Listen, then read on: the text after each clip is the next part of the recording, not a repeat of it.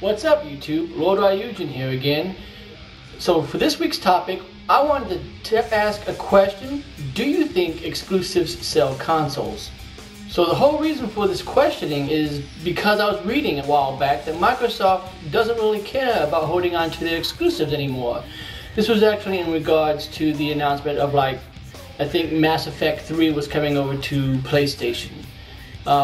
And what they basically said was they're not so concerned about their exclusive titles anymore because they believe that people will buy an Xbox no matter what. So while I kind of see the point to that, I kind of wondered, do exclusives sell consoles? And I wanted to get your opinion on this as well as express how I feel about it. Because I feel as though exclusives do sell consoles. I mean, think about it. What was one of the #1 selling games, or not even probably the #1 selling game, but what was one thing that really moved the Wii for the last 4 years? It was Wii Fit, a game that could only be gotten on the Wii. As well as games like Twilight Princess, Metroid Prime 3, No More Heroes, and games that you could only find on the Wii really helped push the system through. And at the same time, that's exactly why I sit down and I purchase my PlayStations, is because, hey, I'm going to get another Uncharted, probably a God of War. And while I kind of see this trend happening, because, you know, Sony did drop its more childish games in favor for more mature games around the PlayStation 2 era, looking at Crash Bandicoot and Spyro, they recently, with the PlayStation 3, actually dropped Devil May Cry and Final Fantasy exclusives. And while they still do have Uncharted and they still have God of War, I wonder if they would sell nearly as well if they didn't have those games under their belt anymore. Probably not. I just think that exclusives do help sell games. I mean, that's one of the main reasons. That was my main reasoning anyway when it came down to the 3DS. I mean, you're looking at a system that, when it came out, had nothing. Nothing I was interested in, but they said Mario Kart will come and Kid Icarus will come, and I plopped down my money to get it because I'm on board for that. I'm on board for Mario Kart. I know Zelda's going to come on the 3DS at some point. Sure enough, we now have a new Super Mario Brothers game. I mean, we have the exclusives. Luigi's Mansion is right around the corner. We have the games that are coming, and the same thing happened with the Vita. People bought a Vita for Uncharted. You know, so I just don't think that that's really true. I think that you have to have some exclusives. I think you have to have some content, because if I could play Fable on a PlayStation, I would probably get it for my PlayStation. I wouldn't get it for the 360. You know, I wouldn't get a lot of the games that I do get for my 360 unless they were only available for it. So that's the whole point of this argument, really. But make sure that you guys post what you think below. Make sure you can leave a video response too. It doesn't really matter. I want to hear up about this, because, you know, the idea that exclusives don't sell consoles is bold to me. I mean, that is exactly what Nintendo puts most of its faith in, is, you know, I mean, the Wii U is only like a week from coming out.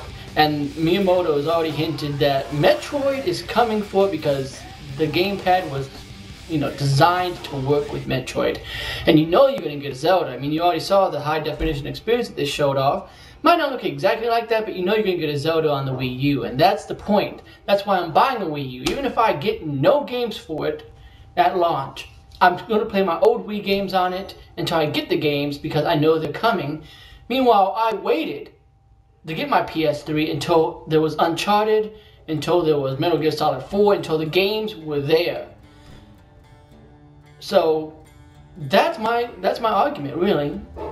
You know, I think that exclusives do sell consoles. Now, on the other side of the coin, I can see why they would say that. I mean, the Xbox is expanding itself more, and consoles are really expanding themselves more to be more multimedia experiences.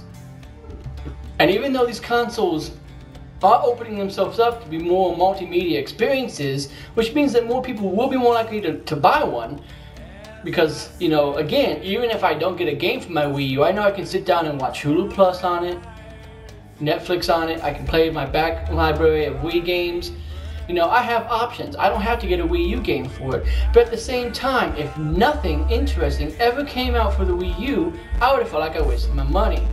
And this happens all the time with games that I buy all the time. Because I figure, I'm going to buy this game brand new, and it comes out $20 cheaper with all the included DLC like a year later. You might as well just wait. And that's sort of how I feel with gaming consoles. If you don't give me anything good at launch, or if I know that if I feel as though nothing is going to come to the system, I'm going to wait.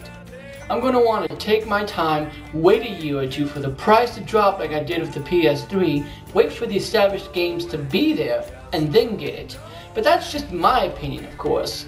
You know, I can kind of understand why they would believe that, because look at the success of the Wii after all. I mean, the Wii sold millions of units, and really most people got it just for Wii Sports or Wii Fit. I'm sure that there are a ton of people out there who don't have a single game beyond either of those two. You know, they probably bought a Wii with Wii Fit and got the balance board, and now it's sitting there doing nothing. They probably never got the Metroid Prime trilogy. They probably never got No More Heroes, or Knight's Journey of Dreams, or, you know, Mad World, or Dead Space, or name any game that came out for the Wii. They probably don't even know a single game that's on it beyond Wii Sports, because that's what came with it. So while I do understand that argument to an extent, I do believe that you're looking at the wrong audience if that is your mentality. If you're looking at, you know, people are going to buy our next Xbox, or they're going to buy a PS4 or a Wii U, no matter what games come out for it, you're looking at the wrong market audience. You're not catering to the gamers, because the gamers, although they may sit down and watch a TV show on Netflix, they may sit down from time to time, get together with their buds and watch a movie, or they might put pictures on it, and they may, you know, upload their music on it. It's going to be the gamers who are going to want to play games on it. The people who are going to do like what they did with the Wii, you should not even include them in the demographic. I do not like the idea of catering to this graphic,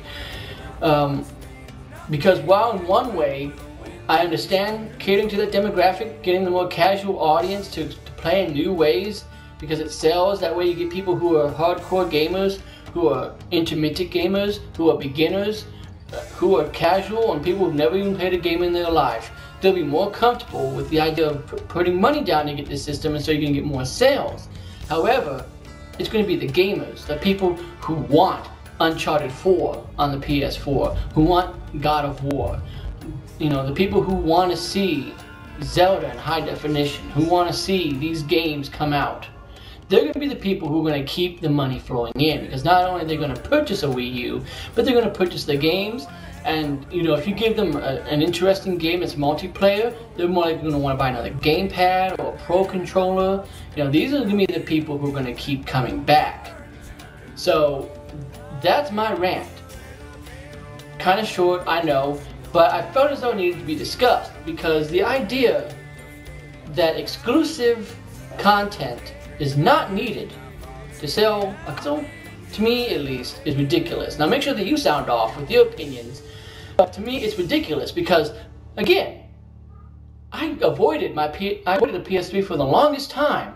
Because like, oh yeah, Assassin's Creed is out on the 360, Devil May Cry 4 is out on the 360. I have nothing to waste my time with on this thing. Then we got God of War 3, and then we got Uncharted, and Metal Gear Solid 4, and we got all these things that are only available on PlayStation. And that is what made it worth the purchase for me at that point. And the same thing with the 3DS. Even though I plopped down money, got it the very first day that it came out, and had no games for it, I knew Mario Kart was going to come. I knew Super Mario 3D Land was going to come, and I knew Kid Icarus was going to come, and Resident Evil. They showed these games off. And now we're getting Luigi's Mansion Dark Moon. I think they mentioned that another Resident Evil is going to be made on the 3DS. So the games, I mean, and that is what's important to me as a gamer. And I think that as a society, you know, in general, not just the casual gamers, not just the hardcore gamers, but just as people in general, I think that they really should focus, make sure they have that exclusive content. Because to sit here and say, well, you can download all these games on a computer anyway. I mean, you have OnLive, right? Or you have Steam, right? Yeah, you can just get Dishonored on your computer anyway. There's no point in having it be only available on Xbox when you can get, But that's the point. If Dishonored was only available on 360, do you know how many people would probably run out to get a 360 just to play that game? And do you know how high the sales would go? It'd probably be astronomical. But I'm Ryujin, that's my rant for now, and I'll see you guys next week.